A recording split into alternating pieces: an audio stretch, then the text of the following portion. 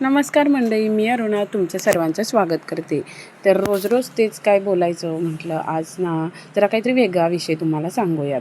तर उठल्याबरोबर आहे ना मी पहिल्यांदा कुकर लावून घेतला आणि म्हटलं कुकर कशाचा लावला तर हिरव्या वाटाण्यांचा, हिरव्या ताज्या मिळणारे ह्या वाटाण्यांचा मी आता कुकर लावला होता. रात्रीच कडधान्यातले हे हिरवे वाटाणे मी भिजू घातले होते आणि त्याचाच कुकर लावला होता. ताज्या आणि वाळलेले हिरवे वाटाणे हे आपल्या आरोग्यासाठी अत्यंत फायदेशीर आणि पोषणाचा खजिना आहे बघा. हिवाळ्यात मिळणाऱ्या ताज्या हिरव्या वाटाण्यांमध्ये भरपूर प्रमाणात फायबर, व्हिटॅमिन सी, ई आणि झिंक असते, ज्यामुळे पचनक्रिया मजबूत होते बघा आपली. वजन नियंत्रणात राहते आणि शरीराची प्रतिकार शक्ती अगदी वाढत असते. तसेच याच्यातील पोटॅशियम आणि कमी ग्लायसेमिक इंडेक्समुळे ना हृदय निरोगी राहून रक्तातील साखर नियंत्रित करण्यास मदत होते. दुसरीकडे वर्षभर उपलब्ध असणारे वाळलेले हिरवे वाटाणे हे शाकाहारी लोकांसाठी प्रोटीनचा एक उत्तम आणि स्वस्त स्रोत आहे बघा.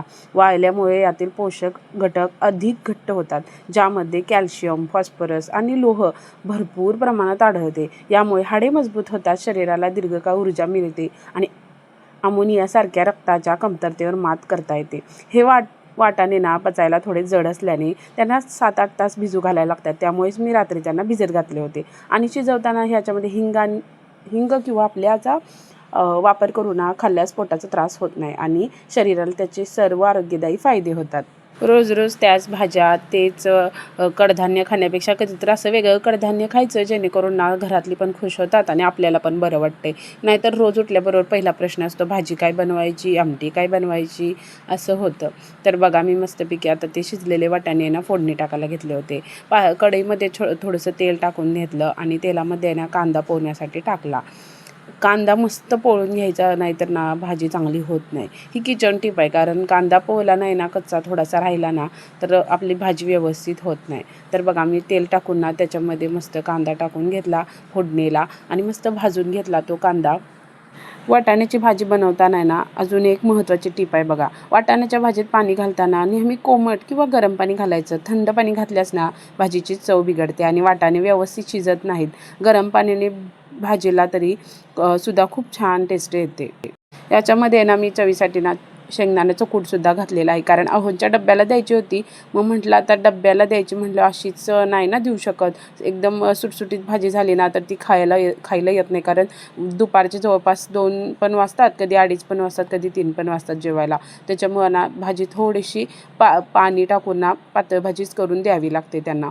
त्याच्यानंतर ना बनवायला घेतल्या मी चपात्या नेहमीप्रमाणे ना चपात्या मी घड्या मारून ठेवल्या आणि पट चपात्या सगळ्या लाटून घेतल्या. आणि इकडे ना माझं पिल्लू बसलं होतं सकाळी आहे ना ही शंकरपाळी दुधात टाकून खायला.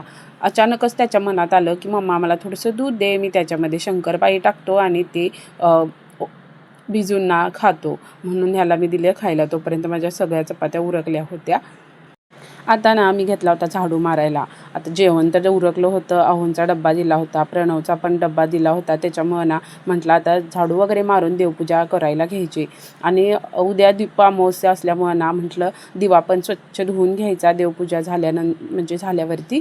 तर मस्त दिवा पण मी धुवायला घेतला. हा दिवा होता ना इतका तेलकट आणि त्याला एकदम चिकट थर तयार झाला होता आणि तो घालवायचा कसा मला काही समजतच ना. अहोंनी माझी एक ट्रिक मला सांगितली होती की कोमट पाणी म्हणण्यापेक्षा गरम पाणी गॅसवर करायला ठेव, त्याच्यामध्ये थोडासा निरमा घाल आणि ते उकळण्यासाठी ठेव आणि त्याच्यामध्ये ना मग ही पणती सोडून दे, जेणेकरून ना उकळल्यानंतर ना ते या पद्धतीने ना स्वच्छ होऊन जाईल. आणि खरंच असंच झालं. ते स्वच्छ इतकं झालं ना सगळं त्याच्याकडे ना ते चिकटपणा आहे ना एकदम तो निघून जायला लागला ॲटोमॅटिकच.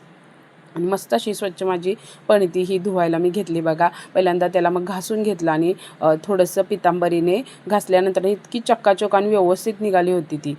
त्याच्यानंतर देवपूजा पूर्ण माझी झाली आणि मस्तपैकी देवाला फुले वगैरे घालून आम्ही कपडे धुवायला घेतले. कपडे धुवून कपड्यांचा बाजार तर लय असतो आणि त्यात गावावरून आम्ही आलो होतो, त्याच्यामुळे थोडे कपडे होते ना ते मी सगळे काढले होते धुण्यासाठी.